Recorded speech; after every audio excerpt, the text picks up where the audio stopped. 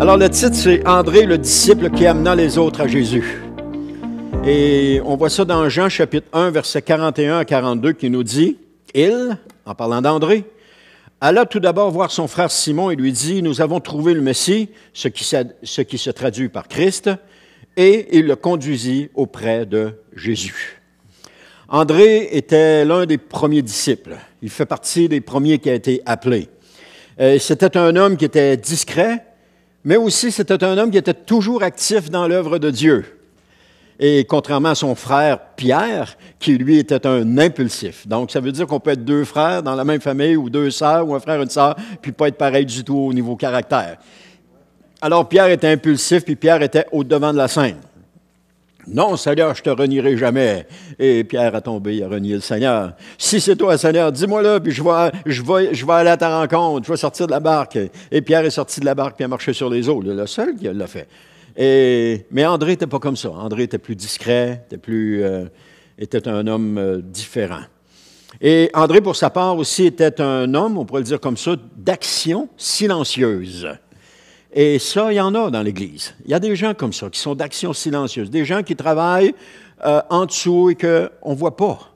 Et qui sont là, obéissant au Seigneur, faisant ce que le Seigneur leur demande, sans tambour, ni trompette, ni clairon, mais faisant ce que le Seigneur leur demande et étant toujours fidèles au Seigneur. Et je suis convaincu que ces gens aujourd'hui entendent la voix du Seigneur qui dit « Viens, bon et fidèle serviteur, entre dans la joie de ton maître. » Je suis convaincu qu'ils l'entendent, celle-là. Donc, André, c'était un évangéliste dans l'ombre qui avait une mission claire. Amener les autres à Jésus. C'était sa mission. Qui lui avait donné? C'est le Seigneur, sûrement, mais il y avait cette mission-là. Et son histoire, l'histoire d'André nous raconte trois choses importantes qu'on va voir aujourd'hui. Et la première chose qu'on va voir, c'est que André, c'est un vrai disciple qui cherche et suit Jésus sans hésitation. C'est dans Jean chapitre 1, versets 35 à 37, ça nous dit, « Le lendemain, Jean était de nouveau là avec deux de ses disciples. Il vit Jésus qui passait et il dit, « Voici l'agneau de Dieu. » Les deux disciples entendirent les paroles de Jean et se mirent à suivre Jésus. Donc, André était un disciple de Jean-Baptiste avant de rencontrer Jésus. Il avait commencé à suivre Jean-Baptiste. Et on sait que Pierre était un pêcheur. Et c'est peut-être pour ça que mais que André a développé de l'audace. Parce qu'être avec Jean-Baptiste, ça devait sûrement changer quelqu'un. Un homme qui était rempli de l'Esprit de Dieu, fougueux comme Jean-Baptiste, il tranchait les choses comme ça. Il n'y avait pas de zone grise avec Jean-Baptiste. C'était noir ou blanc, mais il n'y avait pas de zone grise. Alors, je pense qu'André a bien appris avec Jean-Baptiste. Et il a appris d'un excellent maître, on peut le voir comme ça. Mais dès qu'il a entendu que Jésus était l'agneau de Dieu, il n'a pas hésité un instant à le suivre. Il n'a pas attendu d'avoir toutes les réponses. Parce que pour suivre Jésus, on ne peut pas attendre d'avoir toutes les réponses. Parce que plusieurs des réponses viennent avec le temps, viennent avec la relation, ils viennent avec les moments que nous passons avec Jésus. Mais quand on vient à lui les premières fois, on n'a pas toutes les réponses. Mais par la foi, on fait confiance à Jésus et on le suit. Et c'est ce qu'André a fait. Et on a aussi la même image. Vous allez dire, ah oui, on l'attendait celle-là. Hein? Matthieu, le collecteur d'impôts, il ne peut pas avoir une meilleure image que celle de Matthieu, le collecteur d'impôts. Jésus passe dans la ville, il voit Matthieu, il le regarde et dit, « Toi, suis-moi. » Matthieu se lève, il le suit. Moi, ça me... Est-ce qu'ils ont... Non, ils n'ont pas fait ça. Mais Matthieu n'a pas hésité un seul instant. Matthieu, je ne sais pas ce qui s'est passé à ce moment-là, mais il n'a pas hésité. Il s'est levé et il a suivi Jésus. Puis comme André, Matthieu n'a pas posé de questions. Il ne s'est pas non plus posé des questions. Ah, c'est-tu toi, Seigneur? C'est-tu ton appel? C'est-tu vraiment toi? Est-ce que je devrais-tu attendre un peu? Je devrais-tu prendre mon temps? Oh, attends, je vais aller régler mes affaires. Après ça, je te suivrai. Non, rien de ça. Il s'est levé et il a suivi Jésus. Il y avait plein de réponses, il y avait plein de questionnements qui n'avaient pas de réponse. Mais il suivait Jésus. il l'a suivi. Il a tout laissé pour suivre Jésus. Tout. Et le plus important pour lui, c'était de suivre Jésus. Il n'y avait rien de plus important parce que son attitude à Matthieu nous démontre qu'il n'y avait rien de plus important que de suivre Jésus. Quand Jésus nous appelle, on ne doit pas attendre le moment parfait. Quand il nous demande quelque chose, on ne doit pas attendre le moment parfait. Parce que le moment parfait, il ne viendra jamais. On doit juste obéir. Quand Jésus nous demande quelque chose, on dit « Oui, Seigneur ». Comme, messieurs, quand votre femme vous demande quelque chose, vous dites « Oui, chérie », et vous le faites tout de suite, j'en suis convaincu. Il n'y a pas de temps d'attente. C'est la même chose, hein? Alors, il n'y a pas de temps d'attendre, on n'attend pas. Quand Jésus nous appelle, on se lève et on le suit. Luc 9, 62, ça dit « Celui qui regarde derrière lui au moment où il se met à labourer avec sa charrue n'est pas prêt pour le royaume de Dieu. » Autrement dit, celui qui hésite à répondre à l'appel de Jésus n'est pas prêt pour le royaume de Dieu. On ne peut pas hésiter. On doit se lever et partir. Pas hésiter. Même s'il y a des questionnements, pas hésiter. Amen. Vous savez, Jésus a toujours mis l'accent sur l'engagement total et immédiat de ses disciples. C'était comme ça. Et quand on regarde la vie des disciples après Jésus, c'était un engagement total. Même l'apôtre Paul, qui n'était pas un disciple qui suivait Jésus dès le début, qui est venu plus tard, a eu un engagement total. Barnabas, qui n'est pas quelqu'un qui suivait Jésus, mais qui est venu plus tard, avait un engagement total. Marc, qui a commencé à suivre Paul, a commencé pas dans un engagement total, parce qu'à un moment donné, il s'est reviré de bord puis il est reparti. Mais il est revenu. Il est revenu comment? Avec un engagement total. Et c'était des hommes et des femmes qui se donnaient entièrement au Seigneur. Jean 10, 27 nous dit « Mes brebis écoutent ma voix, je les connais et elles me suivent. » Donc, quand Jésus t'appelle à une nouvelle étape, est-ce que tu es prêt à lui obéir immédiatement? Es-tu prêt à tout abandonner pour lui obéir immédiatement?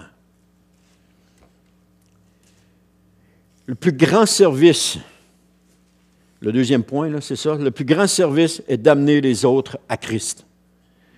Jean 1, 41 à 42 nous dit, « Il alla tout d'abord voir son frère Simon et lui dit, « Nous avons trouvé le Messie », ce qui s'est traduit par Christ, et il le conduisit auprès de Jésus.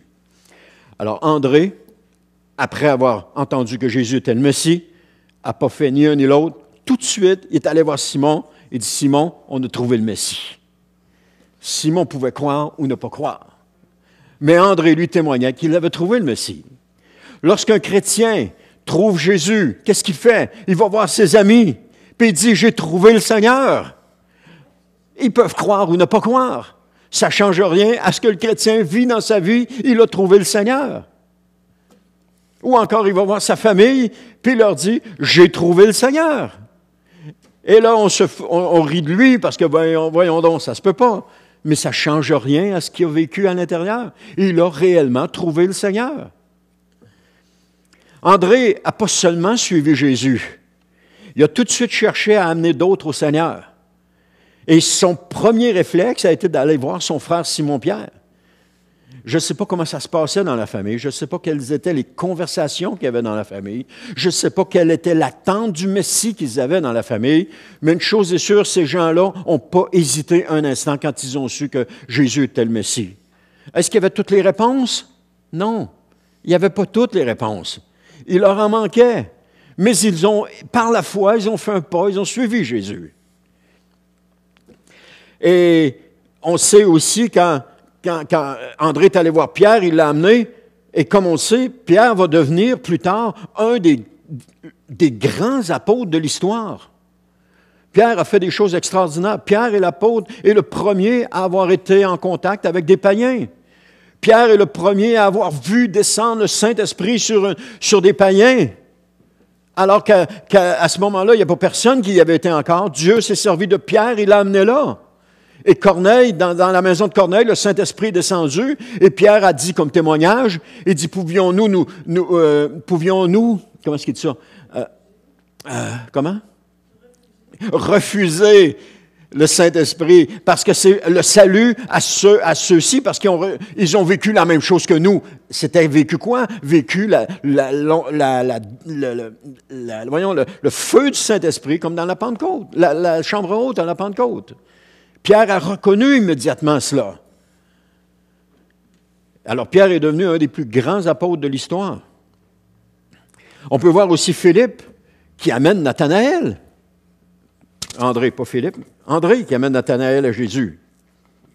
Ah non, c'est Philippe qui amène Nathanaël, pardon. Alors, la Bible nous dit que Philippe est allé voir Nathanaël.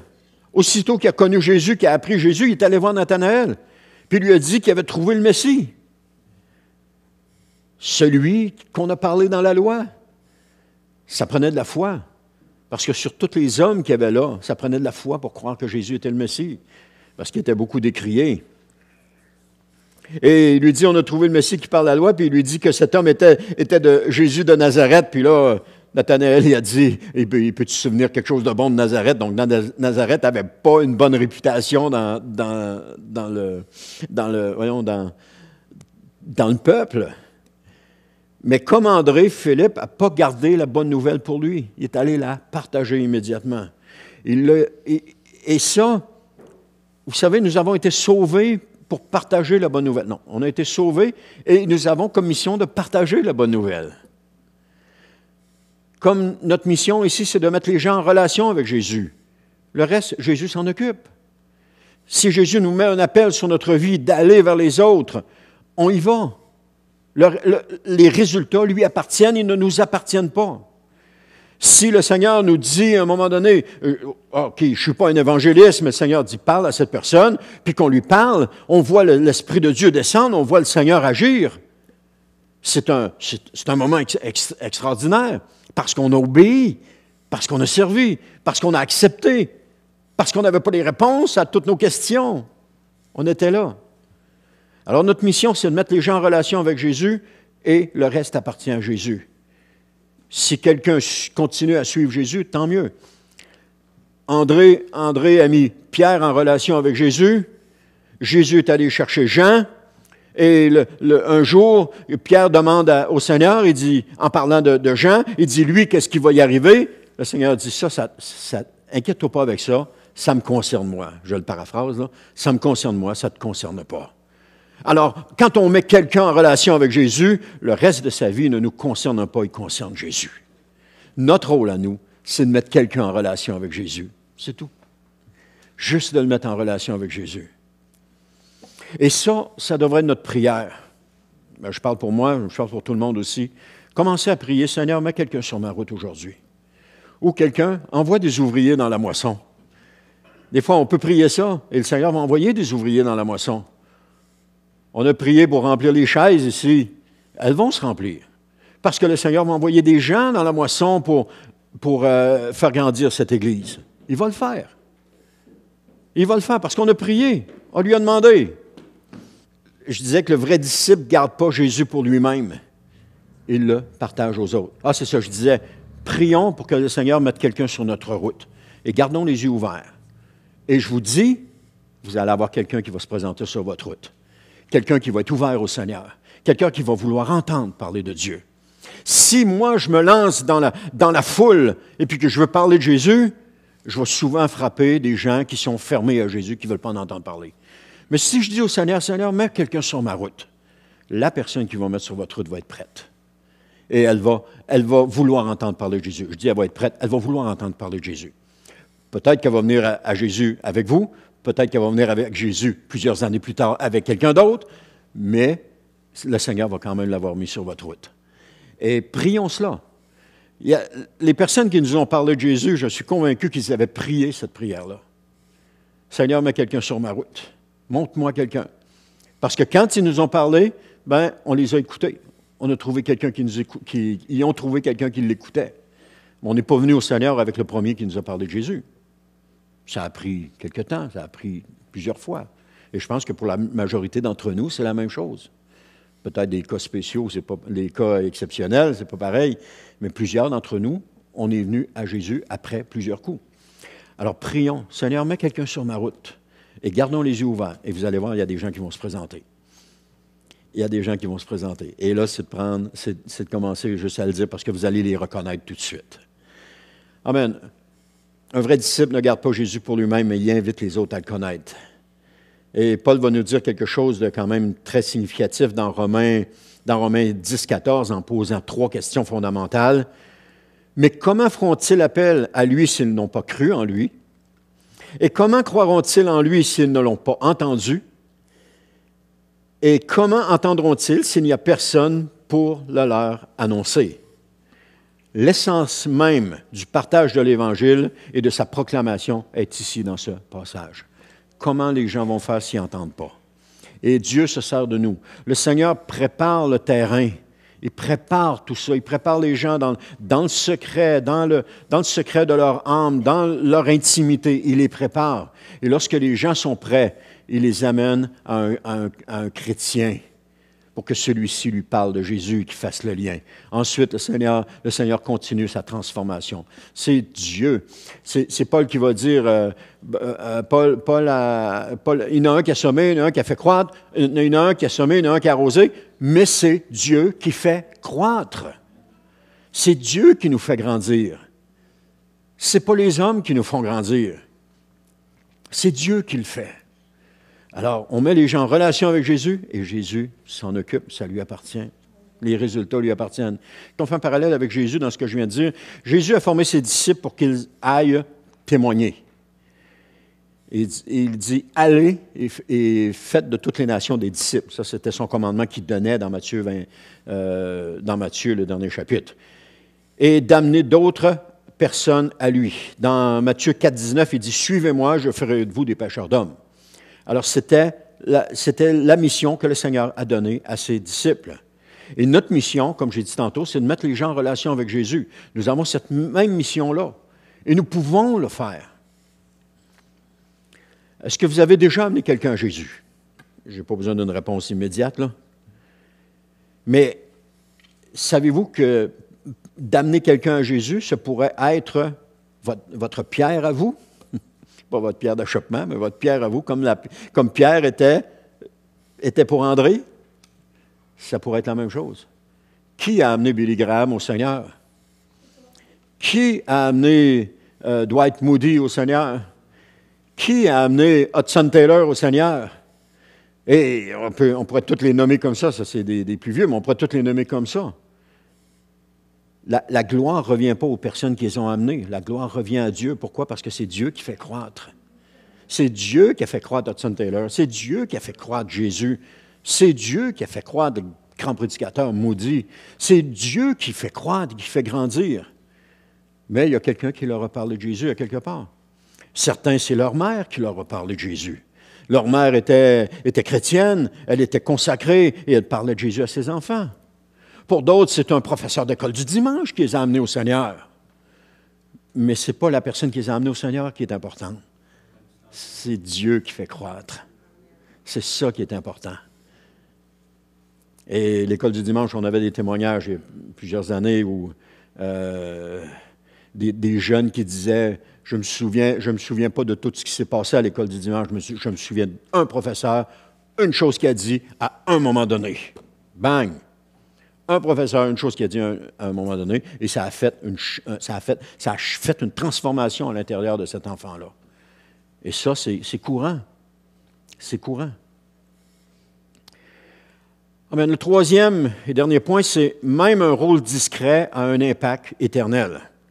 C'est dans Jean 6, les versets 8 à 9, dit « Un autre disciple, André, frère de Simon-Pierre, lui dit « Il y a ici un jeune garçon qui a 5 pains d'orge et 2 poissons.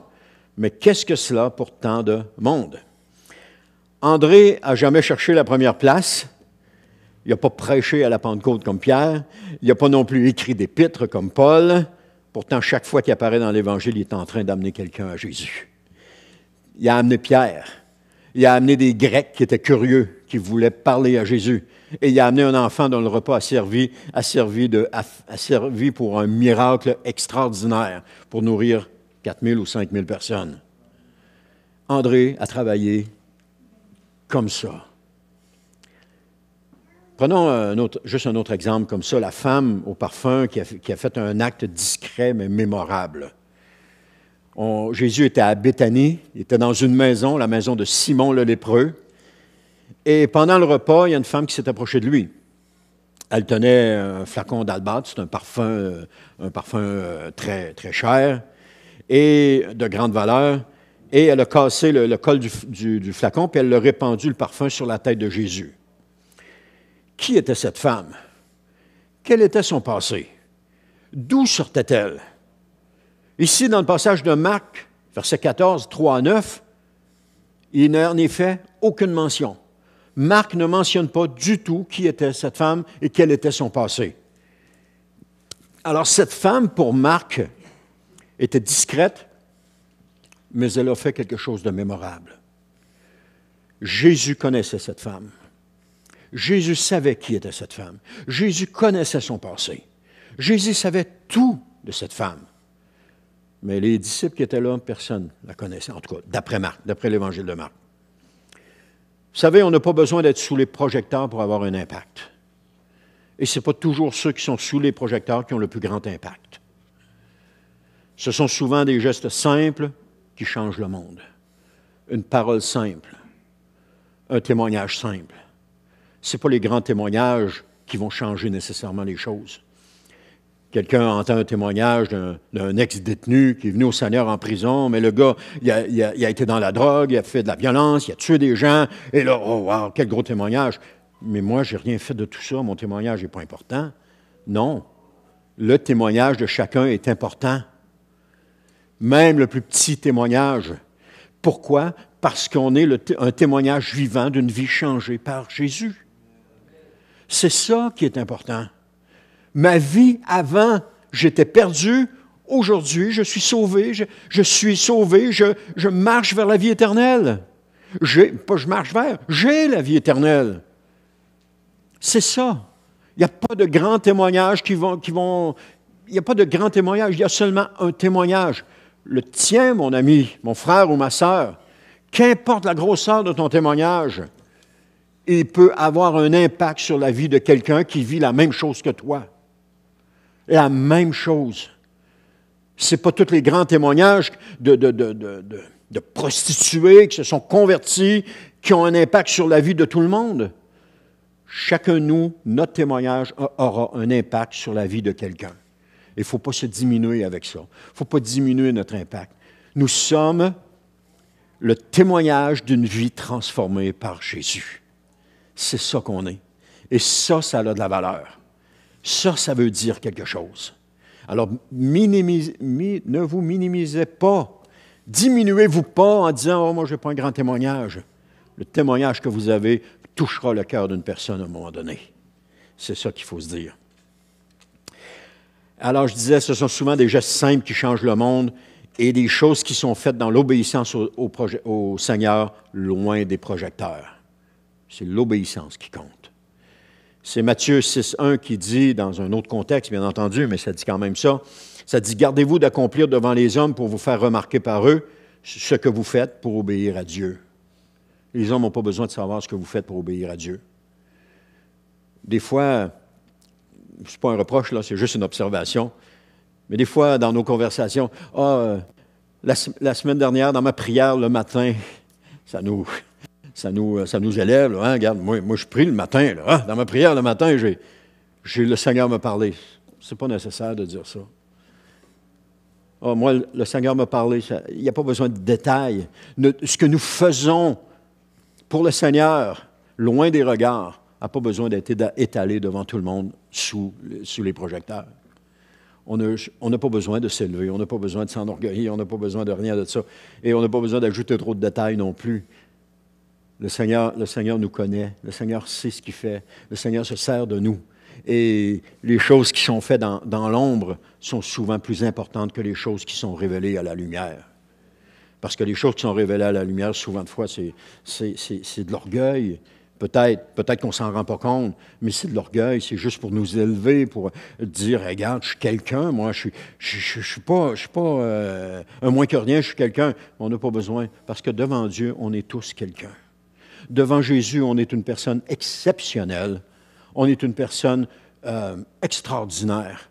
On n'a pas besoin de montrer aux autres qu'est-ce qu'on est. Montrons-le au Seigneur qu'est-ce qu'on est. Mais il nous connaît, inquiétez-vous pas, le Seigneur nous connaît.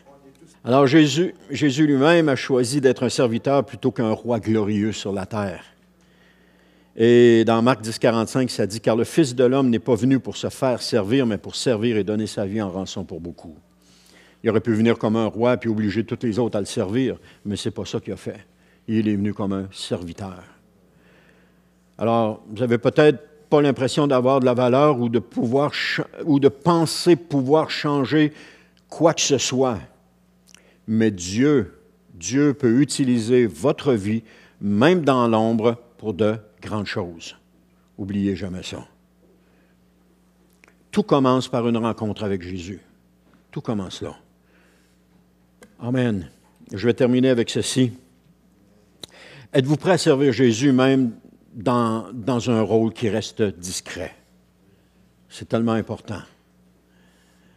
Le rôle d'André était sans artifice, mais combien important. Et ce qui compte le plus, c'est l'obéissance à Dieu et non l'acclamation des hommes. Jésus va dire à propos de ceux qui font les choses devant les hommes qu'ils reçoivent déjà leur récompense. Les hommes qui recherchent l'acclamation des hommes reçoivent déjà leur récompense. On n'a pas besoin de cela. On a juste besoin d'être obéissant à Dieu, puis de faire ce qu'il nous demande de faire. Et de rester dans l'humilité, de rester humble avec cela. Daniel 12.3 nous dit, ceux qui auront amené un grand nombre à être justes brilleront comme les étoiles à toujours et à jamais. C'est une belle promesse. C'est une belle promesse que le Seigneur fait ici. Et c'est là la mission la plus importante. C'est là la mission c'est là notre mission, c'est-à-dire celle de l'Église, de mettre les gens en relation avec Jésus, de les amener à Jésus, d'être des André, ou même des Philippe, d'être des André et des Philippe, tendre la main à quelqu'un et de l'amener à Jésus. Parce que quand quelqu'un est dans le noir, il ne voit rien. Il ne voit rien en avant de lui. Jésus est là, il ne sait pas. Jésus lui tend la main, il ne le voit pas. Mais lorsque la lumière arrive, tout se fait clair. Tout s'illumine. Et là, on commence à voir. Alors, quelqu'un qui est dans les ténèbres ne voit pas Jésus devant lui qui lui tend la main.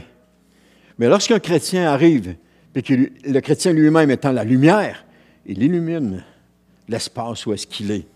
Et là, la personne qui était dans les ténèbres a vu une grande lumière, nous dit la Bible, mais la personne qui était dans les ténèbres avec la lumière voit pour la première fois Jésus qui lui tend la main. Qu'est-ce que vous pensez qu'il va faire? Depuis des années qu'il prie puis qu'il demande au Seigneur. Le Seigneur lui parle, mais il ne le voit pas. Il est dans le noir, il ne le voit pas du tout. Mais lorsque le chrétien arrive puis que la lumière brille en lui et que là, tout s'illumine et qu'il voit Jésus devant lui qui lui tend la main, c'est là notre mission, de mettre les gens en relation avec Jésus. On est des lumières. Vous savez, j'avais cette image-là qui me venait tantôt. Une lumière, on calcule ça en nombre de chandelles. 1000 chandelles, 10 000 chandelles, 100 000 chandelles, 80 000 chandelles. Plus qu'il y a de chandelles, plus que la lumière brille. Et c'est la même chose. Une église dans une ville va briller par le nombre de croyants qui sont dans cette église. Parce que chaque croyant est une lumière. Chaque croyant est une chandelle. Et lorsque les croyants se réunissent ensemble, ça fait une grosse lumière. Ça brille. Ça brille dans le monde des ténèbres. Nous, on est habitués, on est dans la lumière, on ne le voit pas. Mais les gens qui sont dans les ténèbres le voient. Et ça va briller. Il y a des lumières tout autour de la bâtisse, et puis on les avait... Je me suis rappelé, je pensais qu'ils étaient brûlés, mais je me suis rappelé qu'on les avait fermés parce qu'il y en avait 3-4 de brûlés, puis qu'on ne voulait pas monter les changer. Et Et dernièrement, un frère a dit, il faudrait mettre les lumières, ça serait mieux. Et le soir, si vous avez passé le soir pendant qu'il fait noir, maintenant, il y a des lumières qui sont allumées tout autour. On voit la bâtisse. On voit, elle est éclairée. Et si l'Église veut briller, c'est lorsque les frères et les sœurs s'assemblent ensemble. Elles font briller l'Église dans les ténèbres de notre ville. Parce que tout autour de nous, spirituellement, c'est les ténèbres. Mais nous marchons dans la lumière. Nous sommes la lumière et nous marchons dans la lumière. Et lorsque nous arrivons quelque part, nous sommes la lumière. D'autant plus important d'avoir un témoignage qui est conforme à la parole de Dieu. D'avoir un bon témoignage. Parce que nous sommes la lumière et cette lumière-là ne doit pas être ternie par toutes sortes de choses qui sont mauvaises. Parce que quand on se présente à quelque part, on illumine. Mais si notre lumière est corrompue de toutes sortes de péchés, c'est pas beau ce qui est clair. Alors on doit s'efforcer de garder notre lumière propre. Autrement dit, c'est avoir une grosse flashlight, puis mettre de la boue dans la vitre en avant, et quand même qu'on éclaire, on verra pas grand-chose. On va voir, mais à travers la boue. Mais si on essuie ça, qu'on enlève tout ça, la lumière va briller beaucoup plus. Amen. Gloire à Dieu. C'était juste une petite illustration comme ça. Alors, André a mis Pierre en relation avec Jésus. Philippe a mis Nathanaël en relation avec Jésus. Et André aussi a mis le jeune garçon avec ses 5 pains et ses 2 poissons en relation avec Jésus. Et il a amené aussi des Grecs à Jésus, comme j'ai dit tantôt. André n'a pas écrit d'épître. Il n'a pas prêché à la Pentecôte. Cependant, il était avec les 120 dans la chambre haute. Mais il y en a qui étaient là. Mais André a mis des personnes clés en relation avec Jésus. André savait sûrement pas que les personnes qui mettaient en relation avec Jésus allaient avoir un impact comme ils ont eu. Mais il l'a fait. Donc, à travers lui, ce qu'on voit, c'est qu'on voit l'évangélisation personnelle, on voit la sensibilité aux autres, et on voit aussi la discrétion que peut avoir un impact éternel. Donc, aujourd'hui, choisissons de suivre Jésus immédiatement. Choisissons de marcher dans les pas de Jésus et de répondre à son appel. Quel que soit son appel sur nous, de répondre à son appel. C'est en obéissant, c'est la chose la plus importante. L'exemple d'André, c'est un puissant témoignage pour nous aujourd'hui. Alors, comme André, faisons le choix, comme André, comme Matthieu, comme les autres, faisons le choix de suivre Jésus sans hésiter. Viens à lui tel que tu es, avec ta vie, ton passé, tes questions. Tu n'auras pas des réponses à toutes tes questions immédiatement, mais tu vas en avoir à un moment donné. Et Jésus va te sauver puis il va te transformer. Il va te donner un but éternel, c'est-à-dire celui d'être le témoin de sa grâce. Un témoin de sa grâce, c'est ce que nous sommes. Partout où nous allons, nous sommes un témoin de la grâce de Dieu. Je devrais faire un message sur notre identité, hein, ça serait bon. Mais Jésus ne t'appellera pas à marcher seul.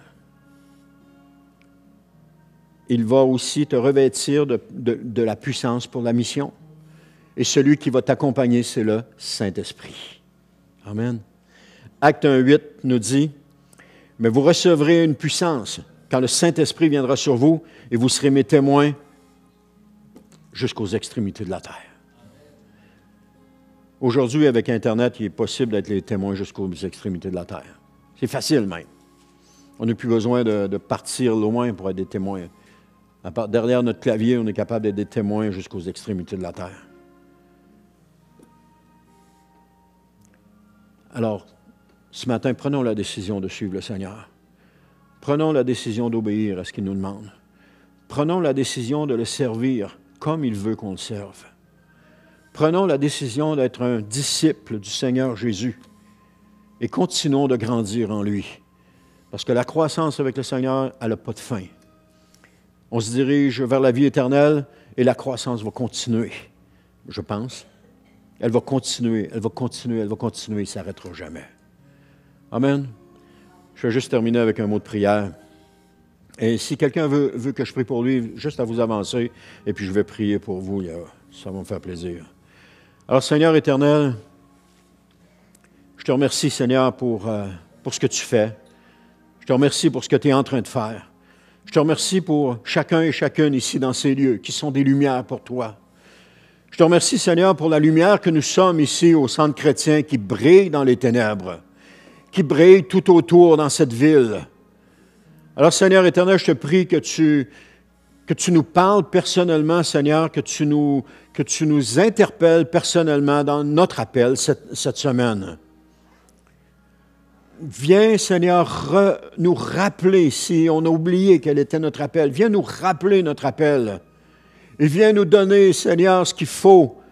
Viens nous parler pour qu'on puisse commencer d'entrer dans cet appel. Seigneur, tu as des bénédictions en abondance pour nous. Tu as des choses pour nous en abondance. Et Seigneur, on les veut, ces choses. On les veut. Alors, Seigneur éternel, je te prie vraiment, Seigneur. Je te prie. Je te le demande. Sers-toi de nous, Seigneur, cette semaine. Mets quelqu'un sur notre route cette semaine pour qu'on puisse lui parler de toi. Saisis-toi de nous, Seigneur, pour qu'on ait, qui sait, peut-être une parole prophétique pour quelqu'un, qu'on ait une parole de révélation pour un autre. Mais sers-toi de nous cette semaine. Et je te prie, Seigneur, ouvre notre bouche, qu'on ne laisse pas notre bouche fermée lorsque l'occasion va se présenter, qu'on l'ouvre et qu'on parle pour toi. Alors, Seigneur, je te prie pour moi, mais je te prie aussi pour mes frères et mes sœurs ce matin. Sers-toi de nous cette semaine. Et c'est dans le nom de Jésus que je te prie, Père. Amen. Amen. Gloire à Dieu. Désolé, c'était un petit peu plus long que prévu, mais gloire à Dieu. Le Seigneur est présent. Amen.